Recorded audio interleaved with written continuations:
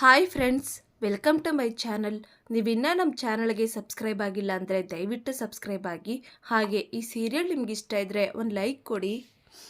ಇಲ್ಲಿ ಅಜಿತ್ ಅವ್ರಿಗೆ ಮತ್ತೆ ಕೆಲಸ ವಾಪಸ್ ಸಿಗುತ್ತೆ. ಇದರಿಂದ ಅಜಿತ್ ಅವರು ತುಂಬ ಖುಷಿಯಾಗಿರ್ತಾರೆ. ಈ ಕಡೆ ದೇವಯಾನಿಯವರು ಟೆನ್ಷನಲ್ಲಿ ಓಡಾಡ್ತಾ ಇರ್ತಾರೆ. ಈಗ ಇಲ್ಲಿಗೆ ಅಂಜನಾ ಅವರು ಬರ್ತಾರೆ. ಮಾಮ್, ಆ ಸಪ್ರೇಟ್ ಹಾಸಿಗೆ ವಿಷಯದಲ್ಲಿ ಭೂಮಿ ಹೇಳಿದ್ದು ಸರಿಯಾಗಿತ್ತಾ?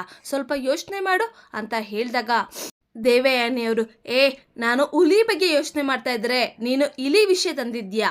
ಆಗ ಅಂಜನಾ ಅವರು, ಮಾಮ್, ನಿನಗಿದು ಸಣ್ಣ ವಿಷಯನಾ ಅಂತ ಹೇಳಿದಾಗ ದೇವಯಾನಿಯವರು, ಹೌದು ನೋಡು, ನಾನು ಈಗ ಯಾವುದೋ ಟೆನ್ಷನಲ್ಲಿದ್ದೀನಿ, ಸುಮ್ಮನೆ ನನಗೆ ತೊಂದರೆ ಕೊಡಬೇಡ, ಮೊದಲಿನಿಂದ ಹೊರಡು ಅಂದೆ ಅಂತ ಅಂಜನಾ ಅವ್ರನ್ನ ಬೈದು ಕಳಿಸ್ಬಿಡ್ತಾರೆ.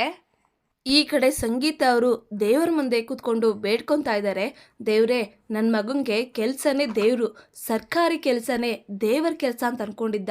ಇಷ್ಟು ದಿನ ಆ ಕೆಲಸ ಅವನಿಂದ ದೂರವಾಗಿತ್ತು. ಆದರೆ ಇನ್ನು ಮುಂದೆ ಹಾಗಾಗೋದು ಬೇಡಪ್ಪ.